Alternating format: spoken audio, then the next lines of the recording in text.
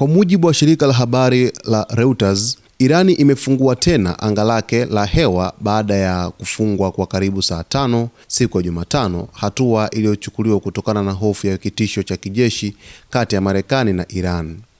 Kufungwa kwa anga kulisababisha mashirika ya ndege ya kimataifa kuhairisha, kuchelewesha au kubadilisha njia za safari zao. Irani ilifunga anga yake kwa ndege zote isipokuwa zile za kimataifa zinazoingia au kutoka nchini na ruhusa maalum kuanzia saa 11:15 jioni, kwa mujibu wa taarifa iliyochapishwa kwenye tovuti ya shirika la udhibiti wa ndege la Marekani FAA. Taarifa hiyo iliondolewa karibu saa 10 jioni na huduma ya Flight Radar 24 ikionyesha kuwa ndege 5 kutoka kwa mashirika ya ndege ya Iran ikiwemo Mahan Air, Yazid Airways na Avan Airline kuwa miongoni mwa ndege za kwanza kuanza kuruka tena. Wiki iliyopita, katika muda huo huo, kulikuwa na idadi kubwa ya ndege angani juu ya Iran. Kufungwa kwa anga kunahusiana na hofu ya mashambulizi ya kijeshi kutokana na mzozo wa kisiasa unaoendelea nchini humo.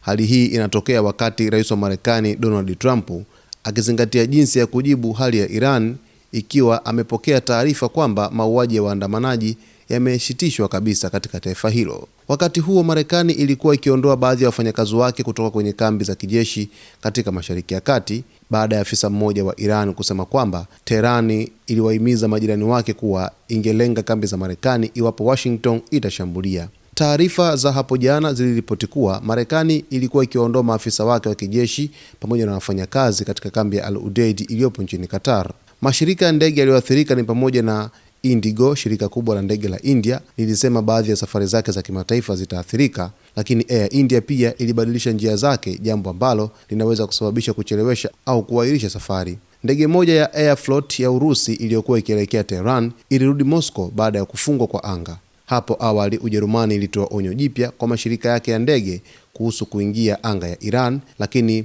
Lufthansa kubadilisha mpangilio wa safari zake za Mashariki ya Kati kutokana na kuongezeka kwa mvutano. Marekani tayari imezuiwa ndege zake zote za kibiashara kupita juu ya Iran na hakuna safari hata moja kati ya nchi hizo. Mashirika ya ndege kama Fly Dubai na Turkish Airlines yameahirisha safari kadhaa za Iran katika wiki iliyopita. Kulingana na Safe Airspace, tovuti inayosimamia taarifa za hatari za ndege, mashirika kadhaa ya ndege tayari yamepunguza na kusitisha huduma na wengi wanapendelea kuepuka anga ya Iran. Hali hii inaweza kuahirisha shughuli zaidi za usalama za kijeshi.